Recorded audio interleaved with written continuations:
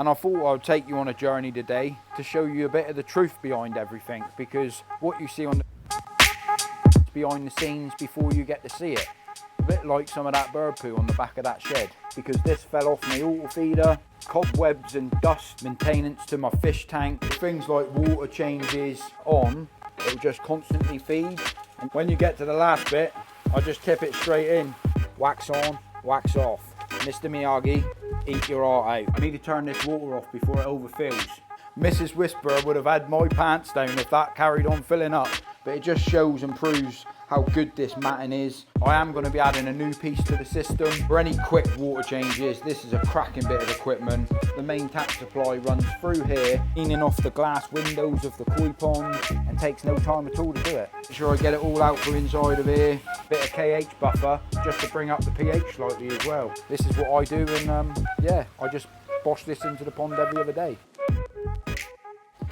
Hello everyone, welcome back to another video. James the Koi Whisperer. I thought today, a lot of people don't see everything that I do, but the upkeep of keeping all of the ponds that I keep, what it takes to actually maintain and look after this many ponds, I thought I'd just take you on a bit of a journey today to show you what I get up to, a bit of maintenance behind the scenes before you get to see it. A bit like some of that bird poo on the back of that shed. So things like water changes, things like filter cleans, maintenance to my fish tank, cleaning off the glass windows of the koi pond, checking and redosing KH levels in the pond and pH levels in the pond, drum filter inspections to make sure everything's working correctly and a bit of a clean out, cobwebs and dust and muck that makes the videos don't look as good, containing little add-ons and extras that it's not gone to plan and fallen off, like I've got to scoop something out of the bottom of that pond because this fell off my auto feeder, repainting and touching up things like you can't help when the bird decides to have a drop in. And I thought I'd take you on a journey today to show you a bit of the truth behind everything, because what you see on the videos is all the preparation that I put out beforehand, before I even get the camera out. But today, I thought I'd show you what I do before we start the videos. So that being said, let's crack on with this one. Bosh. I'm going to crack on with the water changes and start with a fish tank. Some of the equipment that I use, show you along the way of what I use and how I do things.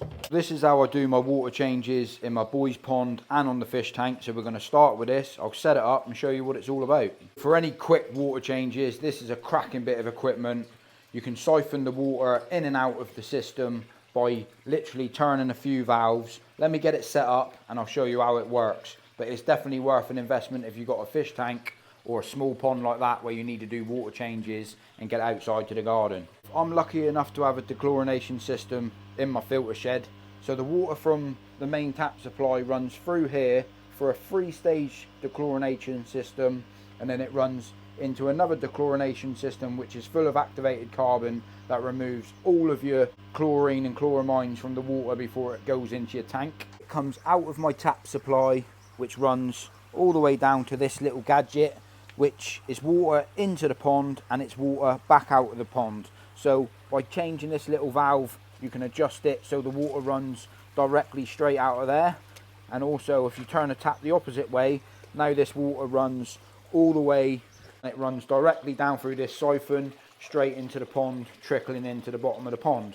You can also siphon the water back the other way to do a water change. So all you do is just pop this underneath, get rid of the air out of the system, and then what happens then is that it's completely siphoned. That will sit in place there, and then if I change this valve to off, like so, and then we run back out here, if I turn this valve to the opposite direction, like that, and now we're siphoning water back out of the pond this direction, and it's flowing out. Just got to turn this off again because you've got to siphon it to start with. Open up this ball valve which is inside the tank, and now the water is siphoning out of this pond, which is siphoning all the way down to waste, just on the gravel coming out here. So that makes that nice and easy. So while that's doing that thing and draining out, time to get on with the next job. And I like to do roughly around 10 to 15% of water. That gives me enough time to clean the filters. In this little pond, we used to have a pressure filter down there, but I had a few issues with it leaking, etc. So now we're purely relying on a DIY shower filter. The top tray is purely mechanical, and you can see the amount of dirt and rubbish and crap inside of that filter. That's the 3D filter floss from Mountain Tree. So it needs to be done every week, and the more you do it, the cleaner your pond is. But I'm going to crack on with that now. You can wash this media very easily, but today I'm going to be adding a new piece and just getting the job done that little bit quicker. So yeah, today I'm going to be adding the Mountain Tree 3D filter floss. I am going to be adding a new piece to the system. You can wash this stuff, you can reuse it, it's durable, it's hard wearing, but I've got a lot of things on today, so I'm just going to get this done as quick as possible, add a new piece, and then chuck that piece in a bucket, and my boy can wash that later on. Because this is actually his pond, it's just one of them jobs that need to be done today. As quick and easy as this actually is, the Mountain Tree filter pad, all I like to do, I'll bring out the whole length of the box, I'll cut a section up through there, I'll add a new piece to the actual filter itself. You can really see how good this Mountain Tree media works, just down to the fact of, obviously you would expect a lot more dirtiness underneath the second stage of my mechanical filtering. This is the spiral filter mat from Mountain Tree. I'm not actually going to be taking that out today. You can see after I've cut these pieces into sections, you could quite easily double them up to make sort of double filtration, double the thickness. One of these pieces is more than enough. You can see how fine and dense it is all together. It pretty much stops 95% of the smaller fines and particles, and you can sort of see this is just over a week how much fish poo and waste is on this stuff. Absolutely incredible. Like I said, you can wash this stuff. If you have a look from this side, how much it actually does stop traveling through. You can see how thick it is on this side of the media compared to this side is still got loads of room to catch more bits of particles and fines and stuff like that. But I find myself, you can quite easily wash this in a bucket, but today I'm still going to keep this piece, but when my boy gets home later on, he can get his hands dirty in this fish poo because this is actually his pond. But it just shows and proves how good this matting is, or the 3D filter pad, the Mountain Tree media. Absolutely brilliant, very easy and quick to do. And if you get yourself in a cycle, you could quite easily do it in rotation. You could actually change these pieces every other day if you wanted to, and then at the end of the week go in your garden and wash all your bits and then just reuse them and swap them over. That's the new piece fitted underneath the spray bar, all singing and dancing. That will last us another week. And just as you can see, the pond is roughly around the 10% mark down now. So all I'll do now is switch this valve and turn it over the other way to start pumping fresh water back into the system. The fish are always a little bit spooked out when I'm speaking like this over the camera with things going on and a bit of maintenance, but that's not to worry. They'll be a lot happier with a little bit of fresh water in a second. And now we're filling back up the pond with a slow trickle going back into the pond, and gives me time to crack on with the next job, I suppose. And that next job is setting up this equipment so you guys can see what I'm about to do. It's pond window cleaning. Couple of tools that I use, just a normal tile scraper, abrasive pad on the end, makes it nice and easy, and then I've got a little scraper if I can't get everything off.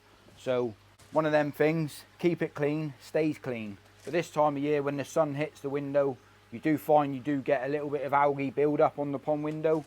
It doesn't have to be done every week, but if you like seeing your fish through the window, just give it a little scrub.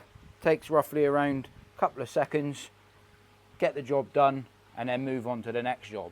But all of these things take time, and it's what you see before I actually film most of my videos, to be honest with you. So I generally do most of this work beforehand, before I even get the camera out. But today, I thought I'd do something a little bit different and show you everything I do before I start filming. That being said, that window's nice and clean. Happy days. Move on to the next job. That next job is a right pain, because every single day, the spiders just keep coming back and you get cobwebs everywhere. So I've just got myself a little tool, which I just grab all of the cobwebs off, try to make it as good as I can, and then it just looks a little bit better on camera when I'm filming. So it's just a pain every time you do it, or every day that you do it. They come back and they just keep coming back. I do like spiders, mine, but yeah, I'll get all this done and I'll be back with you shortly. But it's one of them things that just helps with the videos, I think, make it look clean and tidy, and happy days. Clean everything up, and then I'll get on to the next job, which I've got to replace or fix this today, because it's got a little wedge in the bottom of there, which for some reason has been on there for about, got to be well over 4 months, and it just decided to pop off. So it might be the heat or the sun or something. So I might end up siliconing this on the bottom, because I do find with this RS auto feeder, it is very good. Downside about it, the way that I've put it on the pond, I could be doing with an extra sort of 3 inches on here, just to make sure that it hangs over the pond, because I do find sometimes, like it is here, you get a few pellets that sit on the side of the pond, and I want them to all fall down. Part of the reason why one of my mates, Scrag68, made me up this 3D printer, James the Koi Whisperer, and what happens, it's got a better chute on it down to a point that sits over there, and it just drops directly into the pond. Happy days. And you ain't never going to stop every single cobweb, but that's that job done. I'm just going to check on the tank real quick, or the boys pond, and then we'll be doing exactly the same water change on the fish tank. That was good timing, because it certainly looks like we're at the right water level in the pond now. So that's that job done. And I use this bit of equipment to do exactly the same routine with the fish tank itself, because water changes are super important. Any tank, aquarium, fish pond, any goldfish pond, whatever you've got, a water change is essential, because you find yourself the water quality starts going downhill, and just a weekly maintenance of doing 10% every week certainly helps. Having a system like this certainly does make it nice and easy, just by changing the valves, and away you go. I do clean off the bottom of this pipe before I put it in there, just to help out with biosecurity. Ideally you should use a different one, but I just give it a little bit of a clean in a PP solution, and then I just crack right on with doing another filter change. So yeah, water's trickling in now. I've got to change the valve to drain out roughly around 10%, and then I'll top it back up. I just wanted to add real quickly, if you do think or consider about getting one of these water siphons, you just got to remember that you've got to get the air out of this to make it siphon, just by putting it in the bottom of the tank, turning it upside down to make sure the end of this, there's no air in it, turn the valve, and then it siphons back to the waste pretty much. As you can see here, the water's actually running out of the fish tank now, running to waste. And all you've got to do, once you've turned the valves, is just isolate the water that's running in, just to make sure that the siphon runs out, if that makes sense. Pretty simple. You know what I'm on about, don't you? You can already see how quick and easy this siphons. It has got a little cage underneath this, so if any of the fish do swim up there, they don't get sucked down the tube. But I roughly do 10-15% every single week, and it just keeps things tippity top, and the fish are always nice and healthy. Ain't ya? Check you out, boy. You the absolute hammer boy. My sort of marker or weekly maintenance, as soon as I can see the bottom of my return pipes, I know that's roughly around the mark that I do every single week. So all I'll do, change the valves and get some fresh water trickling back into that tank. Switch the valve back over, so now we got fresh water running back into the fish tank itself. But I don't like doing many major jobs now, because just in case that fish tank overfills and I'm out doing something like we've all done in the past, I don't think Mrs. Whisperer will be happy if I flood the house out. So I'm just going to do one small little job now while I wait for that to fill up. And that was a quick little easy job, just fishing out that little bit what I had down there. I've re-put it in place, I've wedged it on there, I've added a little extra packer on there. I don't think that's coming off now. Happy days. I'll just show you how the actual fish food comes out of this RS feeder now, just with this little gadget on the end of it. Certainly does help the food drop directly underneath anyway. So with these RS auto feeders, they are very good. They come with a timer, so you can actually feed 28 times a day. All I do, see it's set at auto, so if you turn it off, if you turn it on, it will just constantly feed, and you can see how the pellets just drop out the bottom of this system now. I won't keep it on too much because I don't want to overfeed, but if I just change it straight back by hitting one button, it goes back onto auto, which I've got it programmed to feed 6 times a day at a smaller amount. But it is definitely good because you can set it to feed per the second, so you can actually get a very, very small amount of feed out of this system. They are expensive fish feeders, but they are very, very good quality. I can't argue at that. Like I said, I do think they are expensive, but they are very, very good. We best go and check on the tank to make sure I'm not flooding the house out. I think I've got a couple minutes left. I think I can fit in at least one more job. And that job consists of filling up my auto fish feeders because I'm planning to go away again for a couple of days. So that being said, wife and kids are home, I got things to film, I need to make sure all of my fish feeders are filled right up to the maximum. And people always ask me on the channel, what do I feed my fish? Well, I absolutely love using the Medikoi prebiotic this time of year. I use it all throughout the year, to be honest with you. I think it's a cracking food, it is affordable, and the fish grow well off of it. The water quality is always good. What I do, I just open up my JBL water feeder, open it up on the side just so I don't have to move it. When you buy a 10 kilo tub, I don't know if NT Labs still actually do it, but mine come with a free scoop or a pooper scooper, and all I do is stand here and fill it up until it's filled up to the maximum. Surprising how much you guys eat though in a week, in a month. You cost me a fortune. I'll crack on, get this filled up, and then I best go and check that tank afterwards, because we don't want Mrs. Whisperer. Hang on a minute, he wants something to eat. Go on then, have something to eat. See, he loves it, don't you? And you do, and you do, and you do, you all do. Get to the last bit, I just tip it straight in. So not quite filled up, but that's another 10 kilo bucket gone. So I'll have to invest in another lot of that because water temperature is still a little bit too cold for my liking. I could quite easily warm it up, but I've spent a fortune over the winter keeping the pond sort of at the right temperature. At the moment now, I'm just letting it be a bit ambient temperature, and yeah, give it another month or two, and then I'll, after this next lot's done, I'll whack them on the growth pellet. And that's the NT Labs growth pellet that I've got, so I'm all ready to rock and roll. I just need the temperatures to warm up.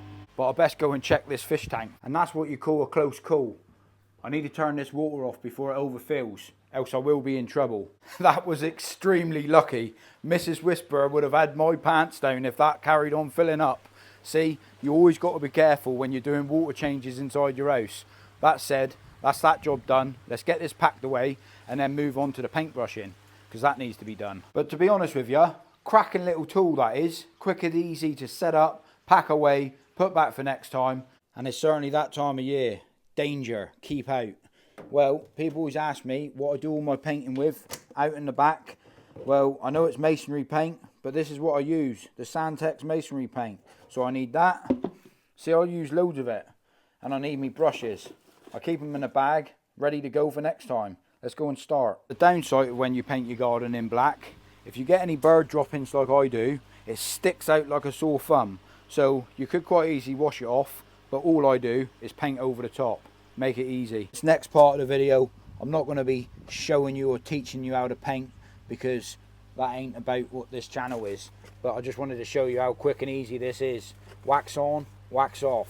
Mr. Miyagi, eat your heart out. Tidy it all up, see? Black it all back in, tidy all the cobwebs up, and it all looks lovely again. Little bit of the old Santex, and away you go. Help out with a few of the cobwebs as well. People might think I'm nuts, but I don't give a monkeys. This is what it's all about. Smack it on there and get rid of it. Happy days. I'll be back with you when I've tidied this up. Well, I'm not doing the whole garden, but from there down, just still waiting for the paint to dry where I put it on a bit thick. Certainly looks a bit better, doesn't it? Happy days. Last jobs that I'm going to be doing before I start filming. Well, actually, I am filming, ain't I? That being said, I'm going to do my drum filter. Show you how I clean that. And my pH is a little bit low. I like keeping it at 7. Showing you how I add a bit of KH buffer just to bring up the pH slightly as well. There's never too much to do inside of the drum filter if you keep it clean. There's several ways you can do it. You can clean it with a brush, mix it around, but I purely have to just clean out the waste tray today. Give it a little bit of a spray around. And yeah, to be honest with you, today I'll be using it straight off the mains from a hose pipe, and I'll just have a bit of a spray around. I'll fire it up and show you.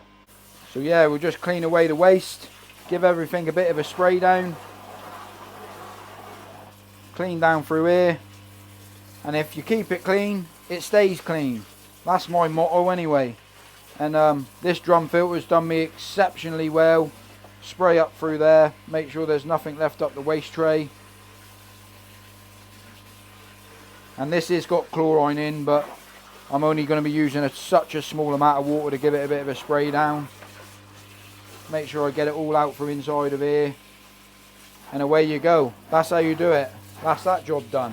So this next part, I just want to stress really, because I always get asked by different types of people, and it all depends where you live in the world. If you do ever have to actually ever use any of this stuff, you only have to use it if you live in a soft water area, which that means if you've got a KH that comes out of your tap water supply, like what I have, that feeds my pond on a 24/7 basis, or 24-hour, 7 days a week, 365 days a year, which is feeding my pond, the KH that comes out of my tap water supply is only at 1.